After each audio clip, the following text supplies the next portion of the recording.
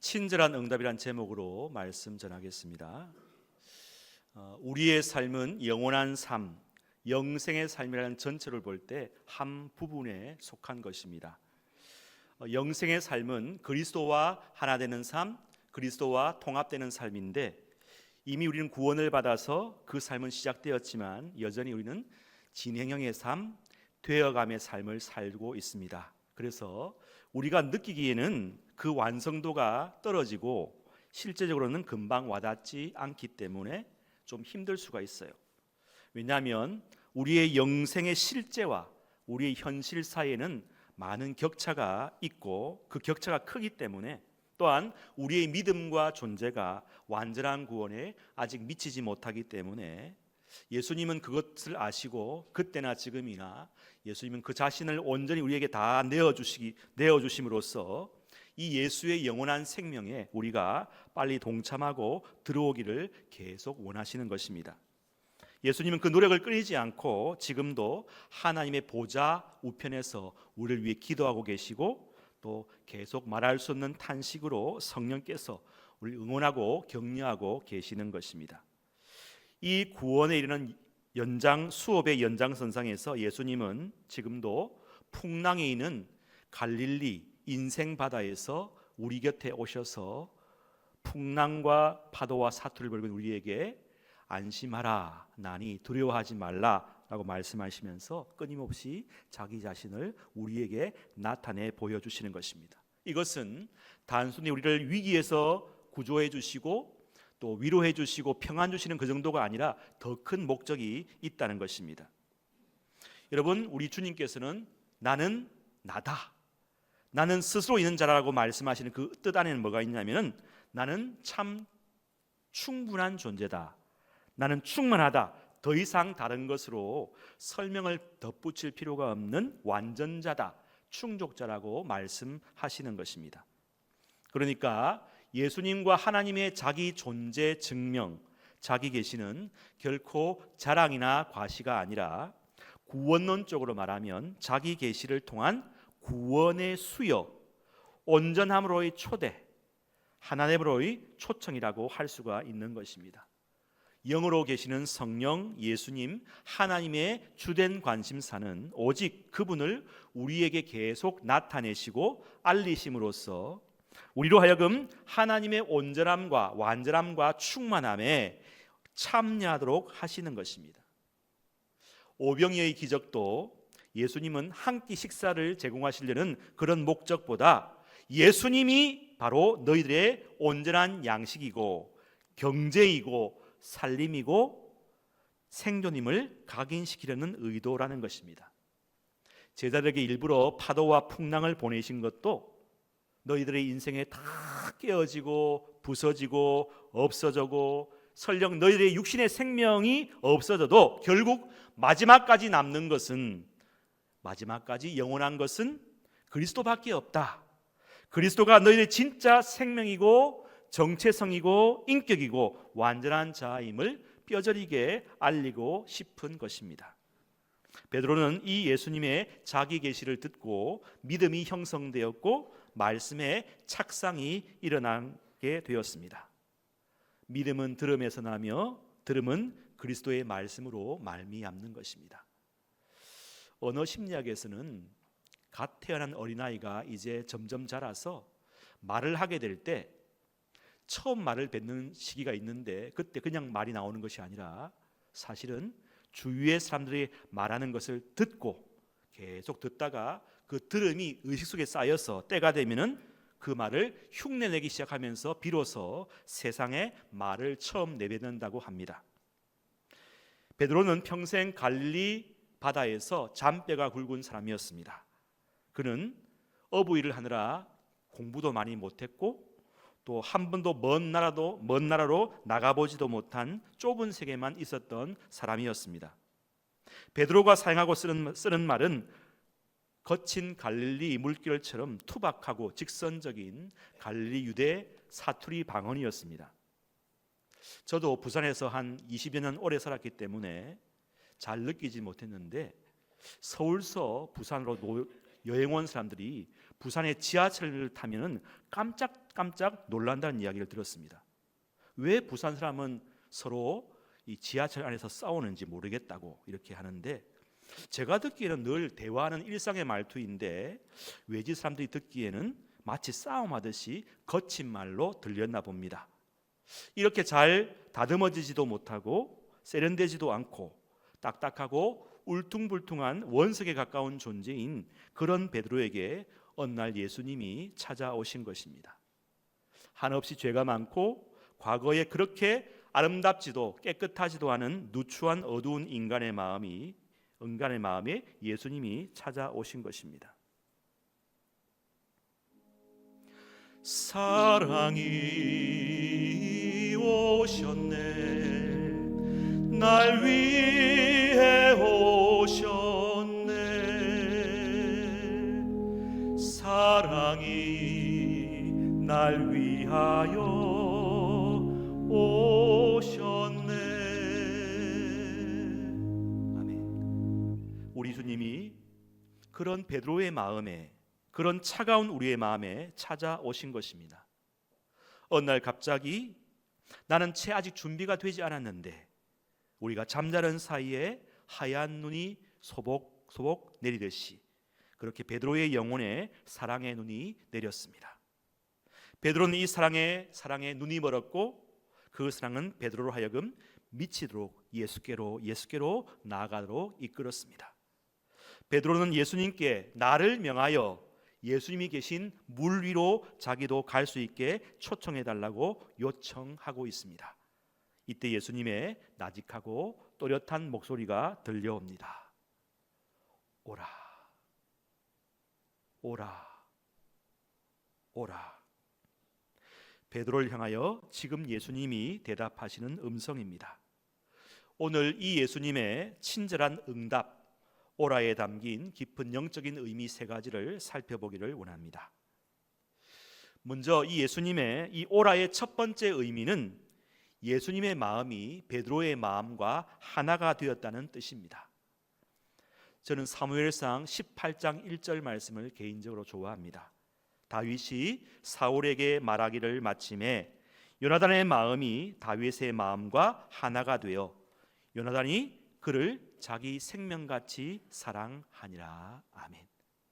요나단과 다윗의 마음이 서로 하나가 되듯이 지금 예수님과 베드로의 마음이 하나가 되었다는 뜻입니다. 베드로가 주여 만일 주님이시오든 나를 명하여 물 위로 오라 하소서. 이렇게 하니까 예수님의 대답이 이렇습니다. 오라, 오라 하소서, 오라, 오라 하소서, 오라.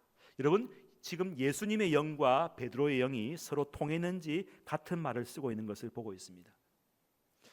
사실은 오병이의 기적이 일어났을 그 즈음에는 예수님과 제자들이 같은 마음이 아니었습니다. 제자들은 오병의 기적 이후에 그 자리에 더 머물고 싶었어요. 예수님 더 머물고 싶은데요, 여기가 좁사오니 예수님은 뭐라 말합니까? 아니다, 일어서서 가라 말씀하셨습니다. 제자들은 앉아있기를 원했지만 예수님은 일어나 가기를 원했습니다. 제자들은 인기를 원했습니다. 대중을 원하고 인정을 원하고 칭찬을 원했지만 예수님은 고립을, 떠남을, 십자가를, 자발적 고독과 외로움을 원하셨습니다. 하나가 안 되었어요. 생각과 영이 방향이 달랐습니다. 신앙생활이란 우리와 주님의 생각과 방향이 하나로 좁혀지는 과정입니다. 예수님은 우리와 당신 자신이 추구하는 영적인 방향이 같기를 원하시는 것입니다. 그래서 예수님은 계속 당신 자신을 우리에게 보여주시고 내어주심으로 우리와 당신 자신이 하나 되기를 원하셨다는 것입니다. 베드로는 예수님의 존재의 계시를 통해서 예수님의 존재 전체가 통째로 자기 인생 속으로, 자아 속으로 들어오는 경험을 했고, 이제 그의 인식과 판단의 중심에 예수님이라는 새로운 자아가 자리 잡게 된 것을 감지했습니다. 그리하여 예수님의 생각과 방향과 일치되는 쪽으로 판단을 하게 되고 결정을 하게 된 것입니다. 이것이 바로 로마서 8장 5절 하반절 말씀에 나와 있는 영을 따르는 자는 영의 일을 생각하느니라는 의미입니다. 여러분, 영을 따르는 자가 누구입니까? 영이신 하나님과 같은 방향으로 생각하고 따라가는 사람인데 지금 베드로의 모습이 그러하다는 것입니다.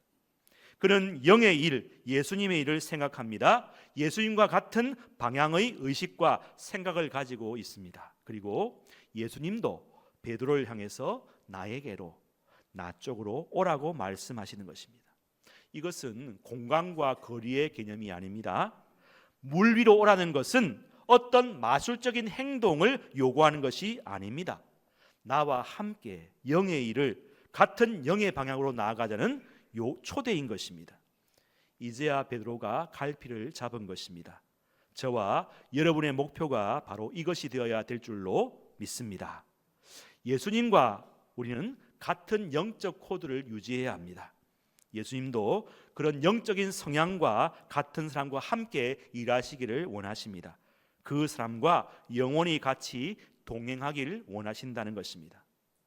구원이란, 영생이란 영원한 삶은 같은 영적인 방향과 성향과의 영원한 동행, 영원한 여행, 영원한 여정의 삶인 것입니다.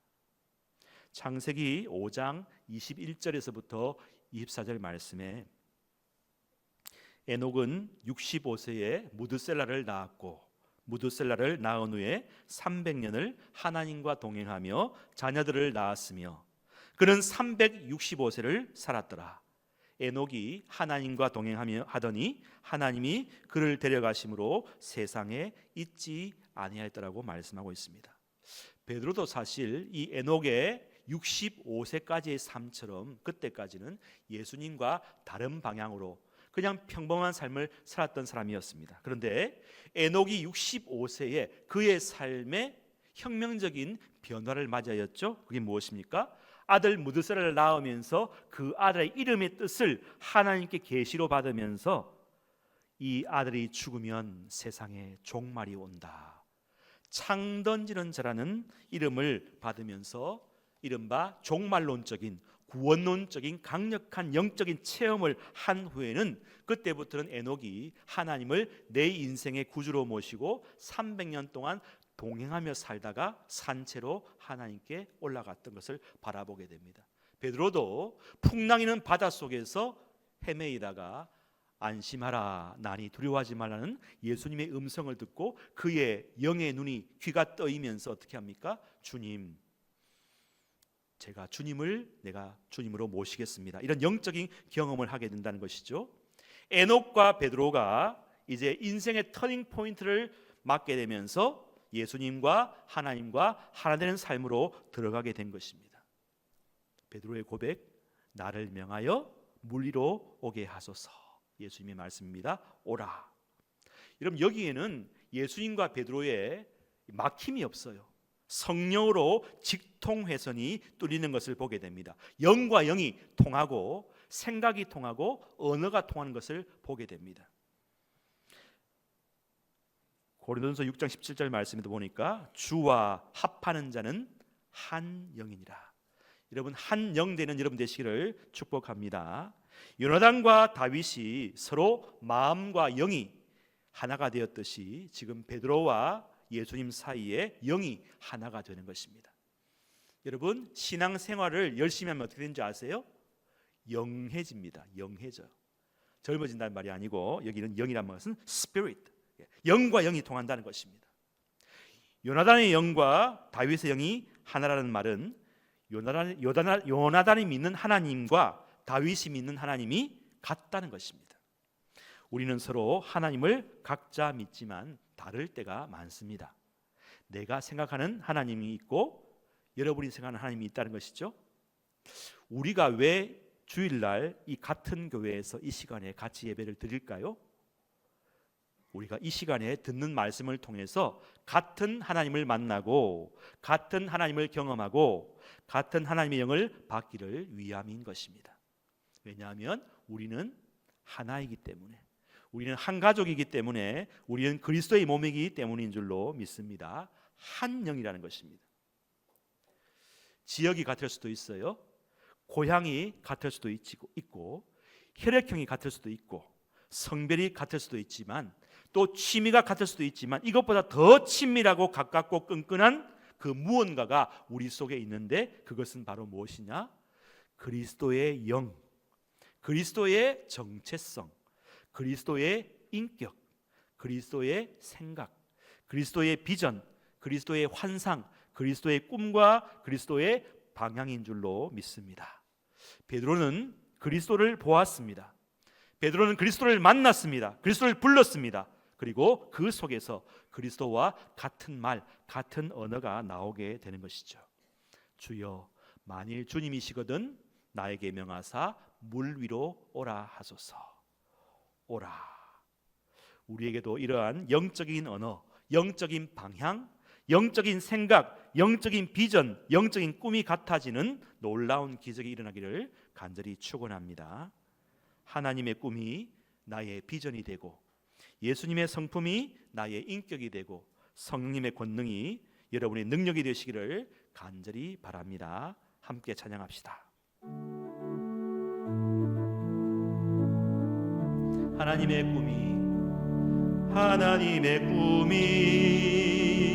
나의 비전이 되고, 예수님의 성품이 나의 인격이 되고, 성령님의 권능이 나의 능력이 되길 원하고 바라고 기도합니다.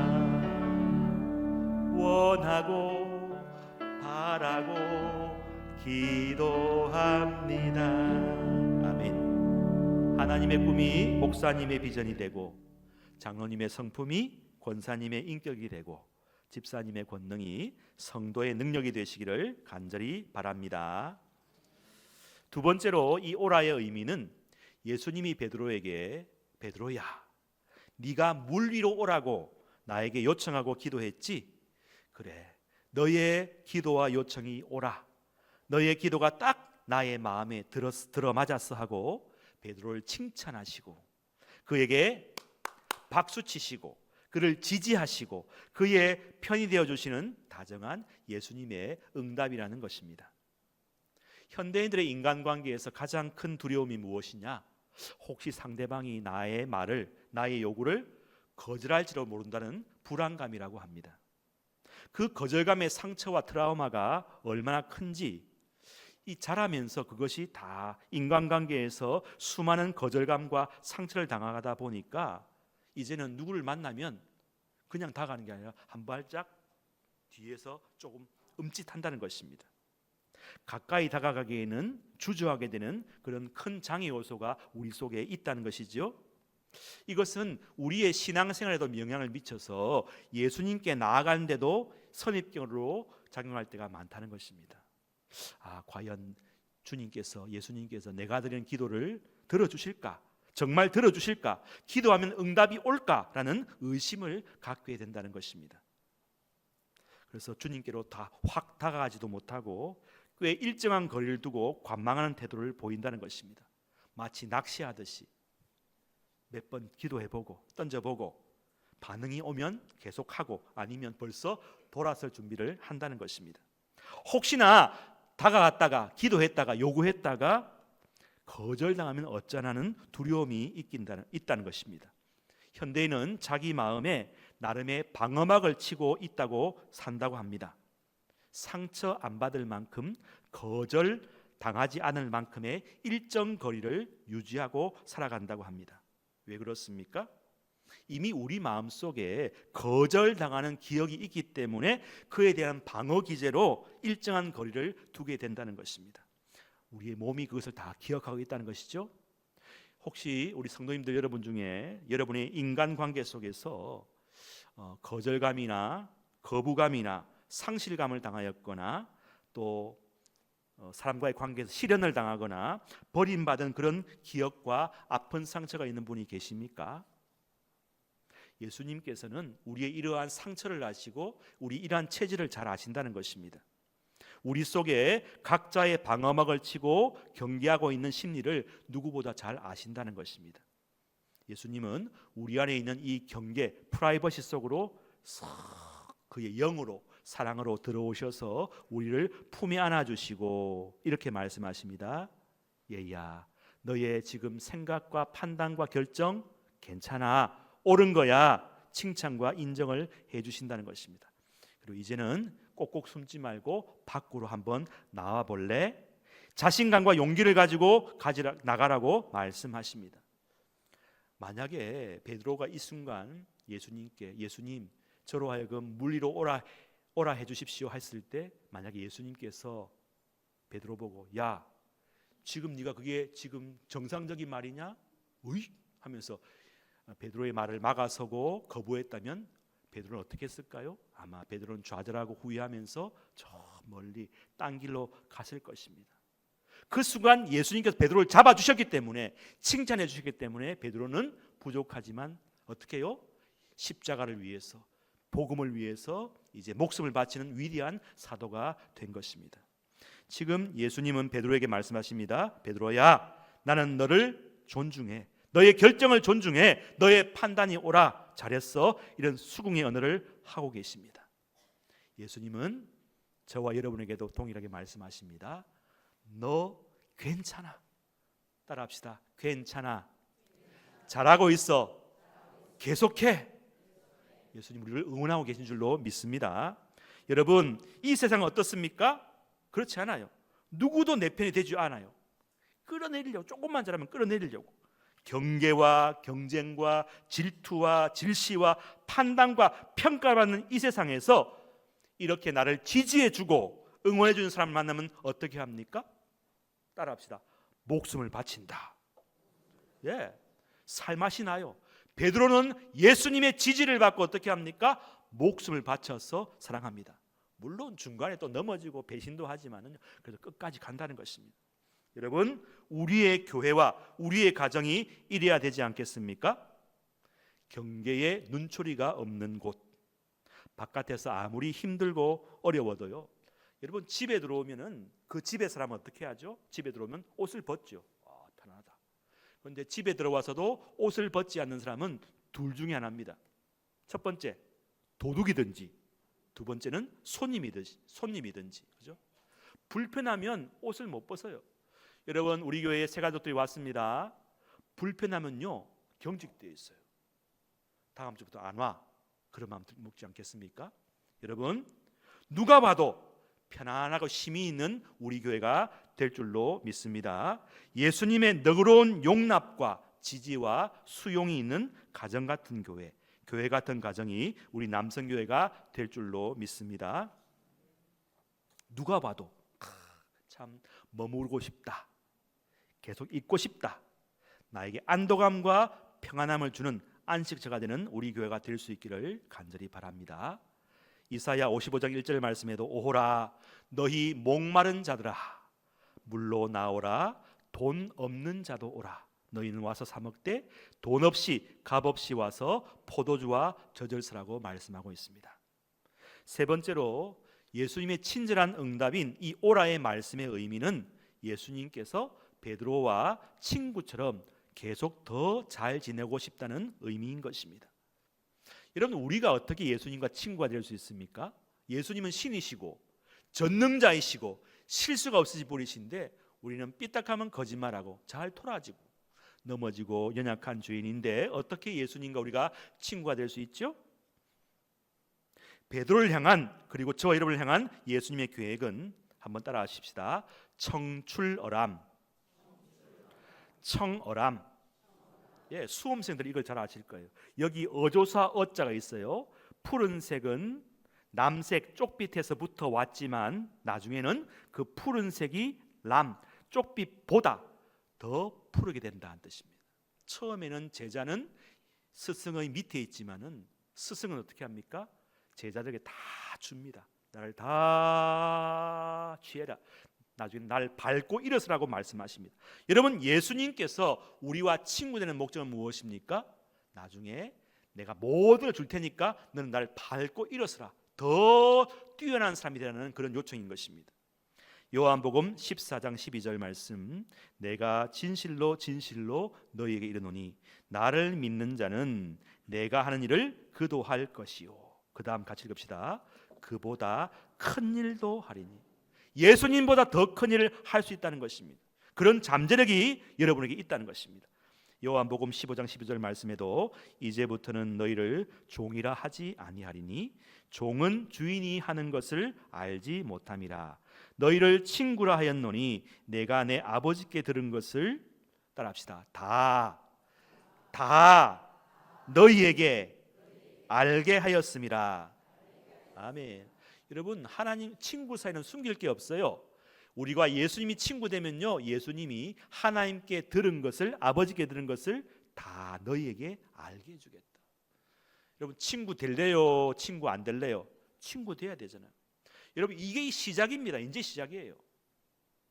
예수님께서 베드로에게 오라 말씀하시는 것은 이 친구 되는 이제 첫 단추예요.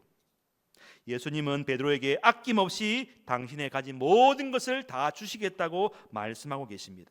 실제로 어떻습니까? 십자가 위에서 예수님은 우리에게 그분의 피와 살을 다 내어주셨어요. 그리고 지금도 주십니다. 로마서 8장 32절 말씀, 자기 아들을 아끼지 아니하시고 우리 모든 사람을 위하여 내주신 이가 어찌 그 아들과 함께 모든 것을, 따라합시다, 모든 것을 우리에게 주시지 아니하겠느냐. 다 주신다는 것입니다.